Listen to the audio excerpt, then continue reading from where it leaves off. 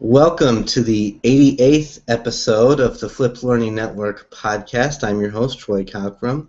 The Flip Learning Network podcast is brought to you by the EdReach Network, bringing educators a voice, a big voice. Today we have on the show Natalie Drake. Natalie, could you tell us what your role in education is? Yes, my job title is actually as an instructional resource teacher for the Olathe Public Schools, which is a school district on the southwest side of the Kansas City metro area that has about 28,000 students. And my role currently is to do instructional coaching for new teachers to the district. That's a big part of my job. And then I do some school improvement training and also technology support.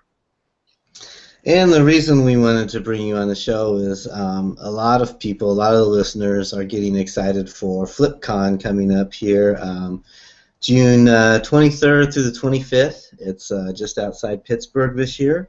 And so we've been doing a series of some podcasts of people who are going to be presenting at FlipCon, and you will be there presenting. The title of your session is Walk the Walk. Is that correct? Yes. And to my summary is, how do instructional coaches fit into the flipped classroom, or how do they support the flipped classroom? Could you talk a little bit about that? Sure. I kind of got the idea for this last summer. John Bergman came to our school district summer conference and presented for our teachers there, and we were just kind of learning a little bit about it before he came, and I just watched the teachers in this session get very excited about what was going on, very interested. And even though I'm not in the classroom anymore, the teacher in me was like, oh, yes, I would have loved this when I was in the classroom. And a part of me was like, well, what difference does it make? I can still flip my instruction too. I'm a teacher of teachers. And then the second part of it kind of came from FlipCon, because I was the only person from my district that could go. And, I kind of felt guilty about that. I really thought, a teacher belongs here instead of me, a teacher, a classroom practitioner. So I kind of felt this mission, this goal that I need to take this information from FlipCon and take it back to my district and share it with teachers there, and, kind of have my district get their money's worth sending me there. And so then I had to kind of start thinking about the big plan of how to, work with teachers that were starting to flip units and lessons and start their practice with flip learning. So it's kind of twofold. Me just wanting to dabble on my own, and also what is the plan for me, this one person, to go out and share the joy with all. Last year at FlipCon, did you get a chance to meet Kristen Daniels? I did. I went to Kristen's session on flipped PD, and got quite a bit about that, because she does a nice job of integrating, the PD piece and the coaching piece. Although I noticed in that session that it was pretty much focused on technology PD. And a lot of my responsibilities, although my background is technology and that's my passion and all that, I have a lot of just regular PD responsibilities, like cooperative learning training or school improvement topics like formative assessment or disciplinary literacy. So I have to kind of, tackle those kinds of topics too. And in her session, I kind of was like, well, I want something more for me. What I've learned is that my job is kind of such a hybrid of so many things that not a lot of sessions really fit me. So that was another kind of motivation for this session, to try and find something for people like me, and for administrators, because administrators are trying to close the gap. Because as we all know, the flip movement comes from the bottom up. It's a grassroots movement for teachers, and so what my session is not is a way to go and recruit teachers to use flipped learning. To tell them, hey, you need to do this, because obviously that's not going to fly. The motivation needs to come from them, for obvious reasons. And that's interesting you say that, because that was kind of one of the questions on my list. Was a lot of times it happens where the teacher goes to their principal or their tech coach and says, I want to flip, can you help me, as opposed to the other way around. And so that was what, I was going to say, are asked, what's the first step for you when you're introducing a teacher or a teacher's coming to you? What's the first step in your planning process? Well, one of the things my session is not, just to elaborate on what you were saying, is when I present for my colleagues, because there's talking to teachers and then there's talking laterally to my colleagues at the district level, I tell them what it is not. It is not part of a school improvement plan. You know, all teachers in our building will do this or this. And it's not dictating what they're going to do. And that's something the media also asked me when they came, what percentage of your teachers are going to be implementing this? And I'm like, well, the percentage that show an interest and all that. But to start, really the best way to introduce to teachers is testimonials, to show them videos of other classrooms where the flipped models going on, so that they see it's just not all about the videos, as John says. Have other teachers talk about their journey from, you know, their learning cycle to practice to full-blown classroom. It's really about connecting them up with other teachers that are doing the same thing, just like what happens at FlipCon. And resources, you know, where can I learn? How can I learn to do a screencast? Well, it's here, here, and here. You know, teachers are so limited on time. Their enemy is time. And so I kind of see it as my role where I have more flexibility in my day to do that research or find that tool for them and then connect them up with the tool. I think they really just need support because, as you know, flip teachers that are pioneering in their buildings are often the lone man out there. They just kind of need a person to check in and email them and connect them up with somebody else. Does that kind of answer your question? Absolutely. I'm always surprised at how many teachers want to come see my classroom. You can explain it all day, but they're just like, I want to come see your classroom. Right. And they just need that tangible, even though it doesn't look a whole lot different than a lot of other classrooms they've seen. I think they just need to see that, to have the confidence that, oh, wait, I can do this. It's not drastically different than something I haven't seen before. Yeah, so I think often very experienced teachers are the ones that want to jump on board with this, but they're also the ones that have had total control of their classroom, and I think when they see another teacher, it kind of gives permission to have things be a little more chaotic than they are used to doing in their one-size-kind-of-fits-all lecture model, and that's okay. I think that's a big part of it, is, you know, seeing all that going on. And I would add, and probably you might want to talk more about this, but find a good PLN, because, right, you know, when I started, I had no one, and I would tweet John and Aaron, and I would blog and post my blogs just to get other people to connect with me, and you know, it's just having those people when you have a bad day and you're just like, is this really worth it? And yeah. then you get a tweet from John Bergman or somebody else you really respect, all of a sudden you're like, hey, this is worth it again, you know. And you're right. You don't find a lot of people in your building to give you support when you need it sometimes. And so I think a tech coach and an instructional person can really be helpful in that role. Right, very much so. It's kind of scary, and I think a lot of, as I said, experienced teachers feel like a first-year teacher all over again. You know, they're back in no man's land again. So they need that support. And I think, you know, I've said it a lot, and I've heard a lot of other flip teachers say that your first year of flipping is possibly harder than your first year of teaching. I would believe that based on what I've seen. Because in a way, you know too much. When you're a first-year teacher, and I find this in the teachers that I coach that come from another district and have taught there 20 years, they know too much. They know what the time that's taking in their new position to do the job is taking away from that they used to do in their old job. So yeah, you're almost better off in some respects not knowing what you don't know. So when you meet with a teacher that wants to flip or has started flipping, what kind of things do you bring to that meeting, or what kind of things do you plan to help them?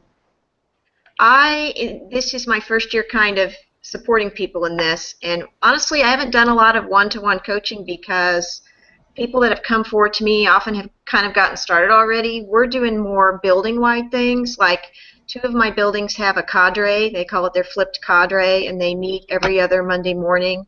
And it's kind of a therapy session a little bit. I tried this, it didn't work. Well, why don't you try this? That kind of thing. What kind of hardware do we need? Can we write a grant? And then I just kind of wait for my moment because, you know, I'm one of those people from the district office. So I kind of speak when I'm spoken to a lot of the time, but I'll just try and say, hey, you know, there's this resource here. Would you like a presentation on this?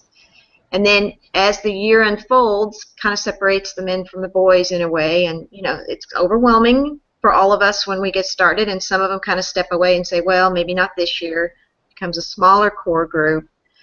You know, we work on everything from screencasting tools to what is our building vision to a lot of times as we get to a smaller group as the year goes on, like in one of my high schools, we were down to about 6 people. I'd say, well, who from this neighboring district that does a lot of blended learning, you know, who would like to go over there and take a tour? And so I arranged some tours for myself and that teacher and an instructional coach from the nearby school district. And same kind of thing, seeing, you know, because just like with new teachers, November, December is when they kind of hit the bottom of that curve and getting a little disillusioned, and you know, that kind of really helps. A book study is good. Presentation to administrators sometimes, talking to an administrator, those kind of things. I'm kind of on a question and answer basis because officially I have to, you know, my coaching responsibilities are only with new teachers, so I kind of have to go more on an on-request basis with the flipping teachers. It's kind of funny you mentioned that because I've always said that November is usually when most new flipping teachers hit that wall, and they're like, and it was the same for me. In November, I was like, I've got to make more videos. You know, I'm just like, you know, you get to the point where you're almost exhausted, right? And you need something to push you past that point and get you rejuvenated. Right, and part of the biggest thing that helps them the most is when you say, hey, it's okay to be strung out and worn out, and that's perfectly normal this time of year, and there is hope across the valley. So I guess I should have asked at the beginning, what do you work with specific grade levels, or do you take all grade levels, or how many teachers do you work with?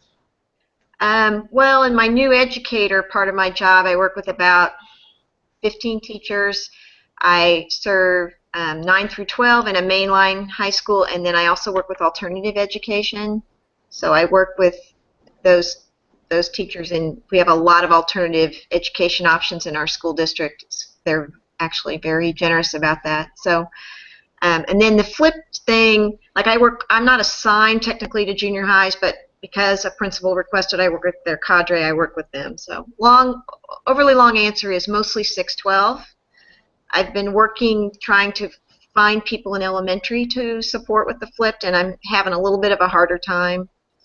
But John is going to offer a session at this summer conference that I mentioned on flipping the elementary classroom. So we're hoping to draw some people there, and we're going to videotape him and have some resources to share out. I just don't think I've found those people yet. I think they're out there. I've done 2 podcasts. Todd Neslany is from Texas. I've done a podcast with him. I think he's 5th grade, if I remember correctly. Delia Bush, I did that one. Amber Mueller from Minneapolis, who came to FlipCon last year, is a good one too. And then there's 2 principals out in Nebraska, and they host a show on the EdReach Network, Mission Monday. It's Mark Johnson and Sam Stecker, and I think it's Sam. He's got a kindergarten teacher at his school that's flipping. Just started this year, so those are some great resources for elementary flipping. I appreciate that. I know there's some teachers in the STEM schools that do it too. So I'm finding them, and I'm directing people to webinars. And the district next door to us, down the road just a piece, is they do what they call a blended model, but you know, there's a lot you can get from visiting there. So I appreciate the resources, though. Thanks. Yeah, because it is growing in elementary. It's definitely growing in elementary, but I'm English, and when I started 3 years ago, there were very few English teachers, and Right. there's a lot of English teachers and Yeah. humanities in general, social studies. So now I think um, elementary's picking up, Yeah. and some of the what we would call maybe specials like music and Hmm. art and even PE are starting to pick it up. So it's growing everywhere. Yeah, I see it in elementary really blooming. I'm sure you do too with math. I mean, they kind of all start with math because it can be so differentiated, and it's where they. I think it's where they see the kids the most bored that are, needing more enrichment. So. And it's also the subject that requires a lot of um, daily lower level Right. process, skills that they need to build on, and so it's easy to make small snippets of math The great because that's good. Go ahead. the great sell about elementary that I found is because parents want that opportunity for parent support. It's just a huge opportunity for that. And then in some areas, parents are actually learning along with the kids. So, it's a win-win-win. I can't say that I would be too excited to be learning about differential equations with my kid in high school as much. But yeah, I have heard that, especially I hear a lot of parents say they don't teach math like when I was a kid. So how am I supposed to help my child Right. when I didn't do it that way? Yeah. And Yeah. it is. So talk more. You mentioned earlier that you have a more non-technical role in your position. Talk more about that. How does that fit into flipping? Um, You mean my content? Like mhm. yeah, it really does. I what I've used it for myself is, first of all, I started with, I see a lot of buildings that are doing flipped faculty meeting, which is becoming kind of a trend Mhm. where I am. And I do flipped professional development. For example, we offer every other Tuesday sessions for our new teachers on a variety of topics through the years. Well, at secondary level, a lot of those folks are coaching and they can't come. So if I do a session, say, on parent-teacher conferences, afterwards I'll do a screencast of my PowerPoint, or this year I took a video of a panel of teachers that came and spoke about do's and don'ts and um, about parent-teacher conferences, and then put that into my screencast, put that up, and then teachers that, for example, the coaches who can't attend, not that they're required to attend, but if they want that, they can then hopefully watch my 17-minute video and then maybe create a product associated to that video or answer some questions, and then they get professional development points for that. We just really struggle sometimes with those teachers that are coaching for them to be able to come to sessions like that.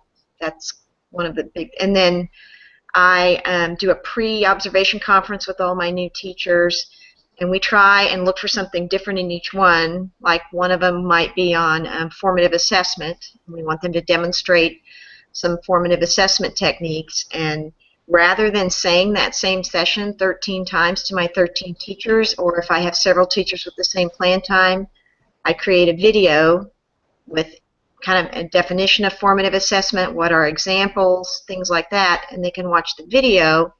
Then maybe I can catch them at another time, and instead of them just listening to me, give them the direct instruction on what formative assessment is. We can have a much deeper discussion about it.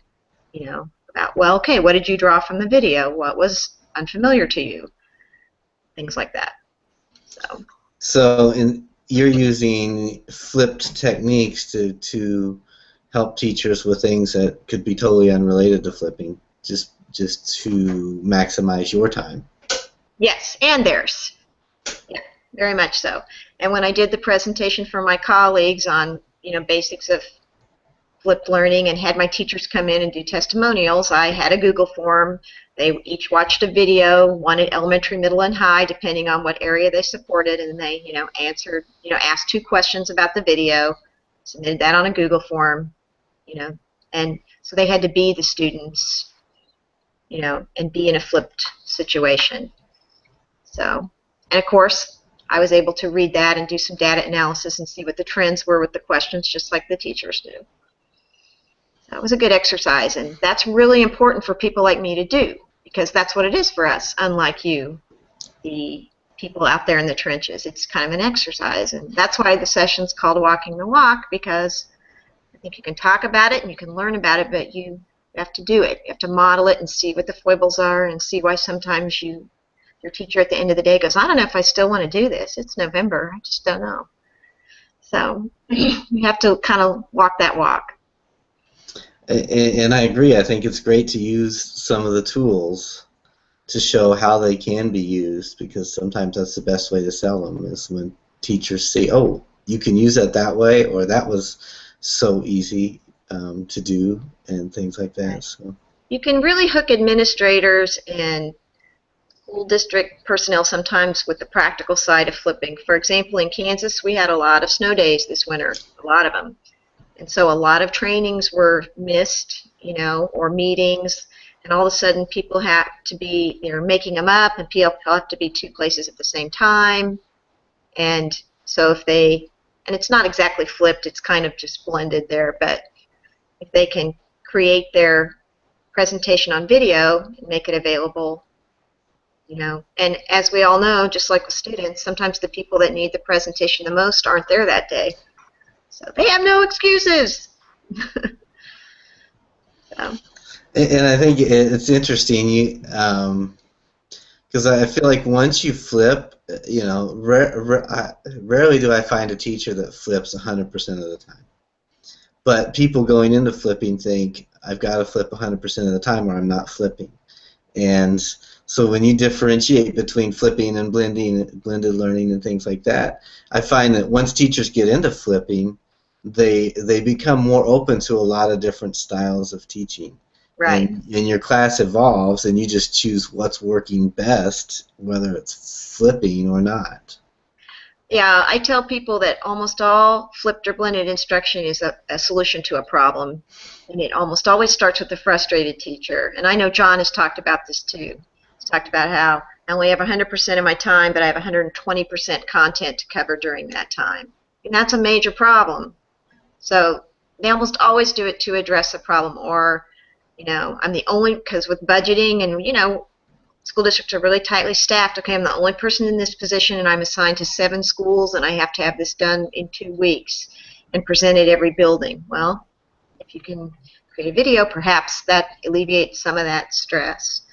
And just the tools on the internet, have just gotten so much better, even in the 4 or 5 years since I started creating videos for various reasons. It's so much more user-friendly. That's kind of a whole generation of learners too, at least in my department, that have to realize how much easier it's gotten, and it's not so scary as it used to be. So some of us have been away from the classroom for a while, so we have to get them back in shape. So well, and I came to teaching from a television production background, and so I regularly assign videos for my students to do, because I find so many teachers are afraid of the medium because they don't know how to, they're afraid they don't know how to edit a video, they're afraid they don't know what tools they're going to need, and they think it's more complicated than it really is. And you're right, it's gotten so much easier to create a video that,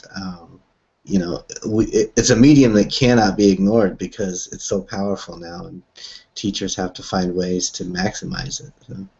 Right, and just finding the right product for them to use. TechSmith, as you know, has everything from the most basic to full-blown Camtasia Studio. And so, and some people, they start the flipping because they love the technology and they love editing and all that. And I think they can intimidate other people. And so you kind of have to try and meet them where they are. Can you tell I was a tech specialist before I did this? Yeah. And a computer teacher, so. Well, and I try to sort of hide the fact that I have a television production background when I'm introducing people, because that's one of the things a lot of people say is, well, of course you can do it because you know how to work with video. And I say it's not that difficult, really. Not anymore. Yeah. I agree. What kind of tools do you present to your teachers and encourage them to use? I usually start them out with either Snagit or Screencast-O-Matic. I think both of those I almost always do, just because I don't have to download software everywhere. I almost always do a screencast-o-matic demo, bring my headset with me, put it on, talk for 15 seconds, model how to save, put it on the desktop, and John does that too. I got that from John, obviously. And then just play the video clip back for them on the spot, and it kind of opens their eyes. Some of my teachers edit with Movie Maker. A few of them use Camtasia Studio. A few of them have experimented with TechSmith Relay a little bit. So those would be the major tools that they use. And do you have a district-wide LMS, or are teachers allowed to distribute the videos in different methods? I think what you're asking me is, do we have one channel where they can upload all their... Not yet. We're working on that. So they're kind of all over the place, and they're very creative, as pioneers in this movement are. Some use YouTube, some use SchoolTube, Sophia. There's just a variety. Edmodo's pretty heavily used in our district, and Moodle's used some. So those are probably the first two go-to ones for people. But we've had a block on YouTube for a long time, and it just got lifted for K-12 very recently. So that is just going to, as you imagine, blow the lid off of it. Yeah. And BYOD is just being implemented in our district starting in the fall at high school level. And I anticipate it'll move down to middle school and maybe even elementary. It's a journey. We're cautious people here in Kansas, I guess. And so, what kind of technology did your students have access to previously? Just networked school computers, and then that was about it. I mean, either wireless or hardwired school. Is that what you mean? And then some we've started a technology proficiency study. We passed a bond issue about a year ago, and so we've kind of got pockets of teachers that are experimenting with different devices. Our district, Olathe Public Schools, has really gone about this the right way, where they have, a teacher says, well, I want to use the Surface. They're the greatest thing. So, okay, they put 30 of them in a classroom and let that teacher find what the pros and cons are, and then come back and kind of decide if that's really, they're not just handing the same device to 28,000 kids or 4,000 teachers. So there's a whole lot of stuff going on. We're trying to look at projection. Projection is a big issue, trying to decide what projection options we have. So we'll see. So that's because one of the questions that comes up quite a bit is how do you manage a flipped class when you may be limited on technology, either at school or you don't know what the students have at home? What I've seen the teachers around here do is, because we had our limitations with YouTube and all that too, because a student could watch a YouTube video at home but not at school.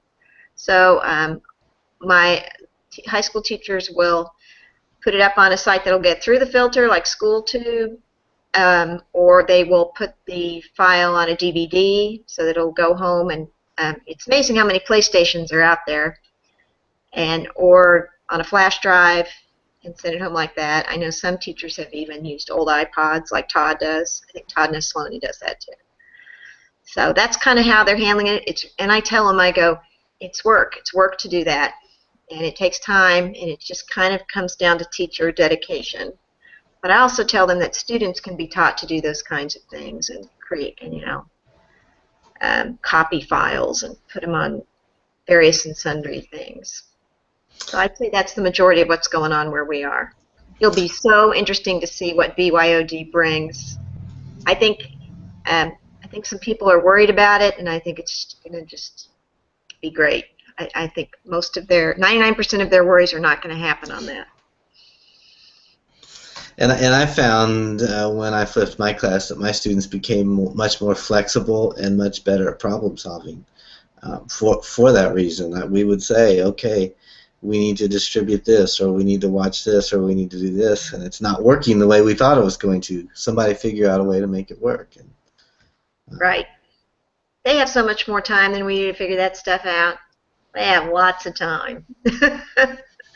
And I would always love it when one student would say, I can't get this to work, and another student would say, well, this is what I've been doing, and I'm like, I didn't even know it was a problem, and the student's already found a workaround, and then he's teaching another student the workaround, and I'm like, great. And you're like, gosh, should I go write that down somewhere? I might need it next hour. Yeah. Yep. What are some, we mentioned a few, but what are some of your favorite resources that you recommend to your teachers? Well, like you say, a PLN, Twitter. One of the first things I teach teachers to do is Twitter lists. I'm kind of drawing a blank here. This is kind of embarrassing.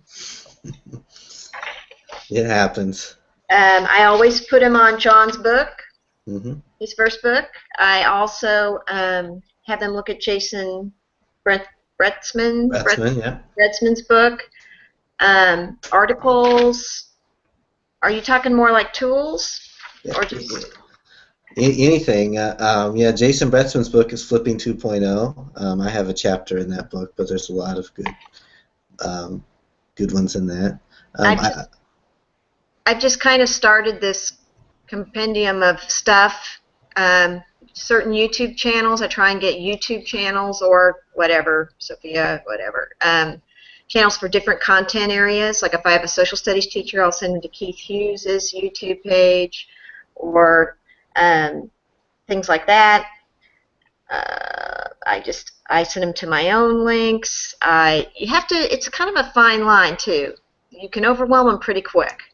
So I just really try to match it to their content area as much as I can, because I'm going to lose them otherwise.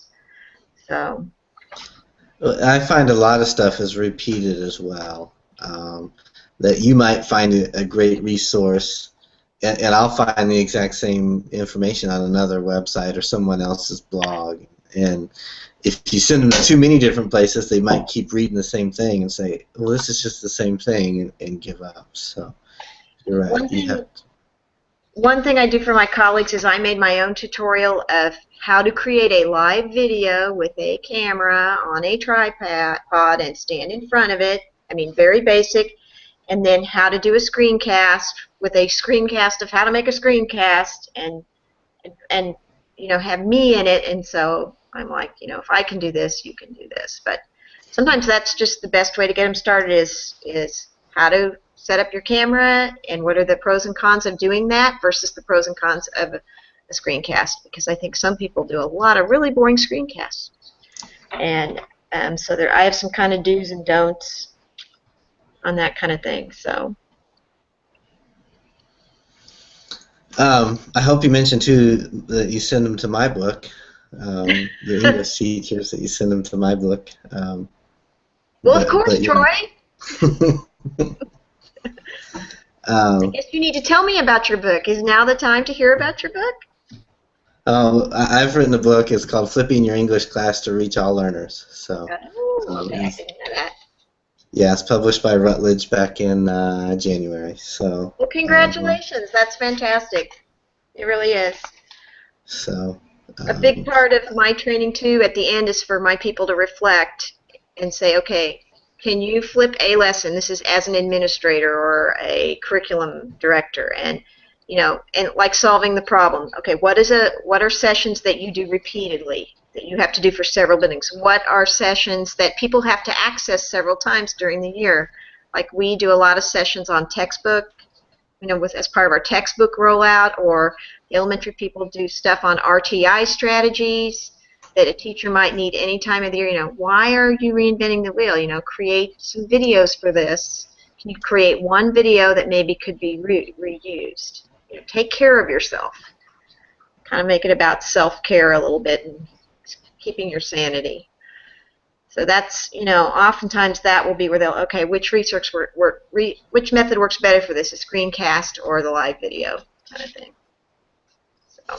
And I learned from a great tip from Ramsey Musalam, gosh, probably a year or two ago. Well, he'll make some screencast right there in class. He'll have a student ask him a question, and before he answers the question, he'll pull out an iPad and record him answering the question, and then post that video. And I think, in a role as a tech coach, you could say, well, I'm helping this teacher with this, but I'm going to record it and then put it for anybody else who might have the same question.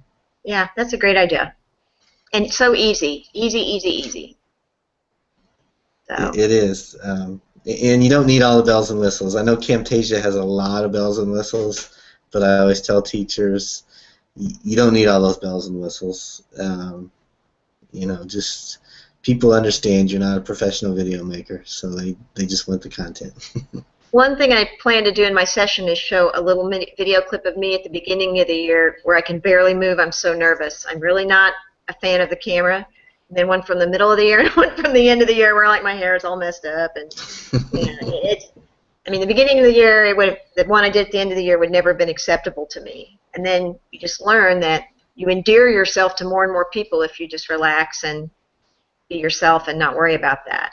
So we have a little harder time with that sometimes at the district level than you guys that do 187 different presentations a year. So we kind of have to get over ourselves a little bit sometimes.